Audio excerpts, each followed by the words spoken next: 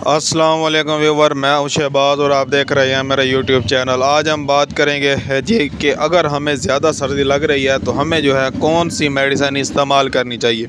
जी हाँ व्यूवर, आज मैं आपको एक ऐसी मेडिसिन के बारे में बताऊंगा जिससे जो है अगर आपको ज़्यादा सर्दी लगती है तो आप जो है ये मेडिसिन इस्तेमाल करें, इंशाल्लाह आपको जो है ज़्यादा सर्दी नहीं लगेगी।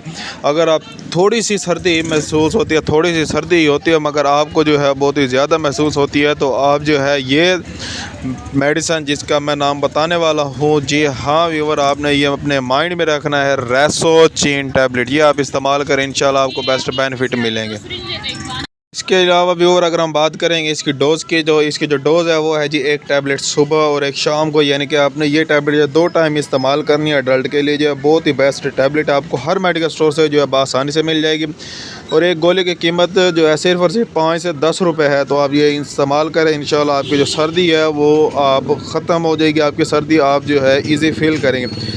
ऐसी और मज़ीद इन्फॉर्मेटिव वीडियो देखने के लिए हमारे चैनल को सब्सक्राइब करें। मिलते हैं अगले वीडियो में, अब तक के लिए हमें इजाज़त दें। अल्लाह हाफिज़।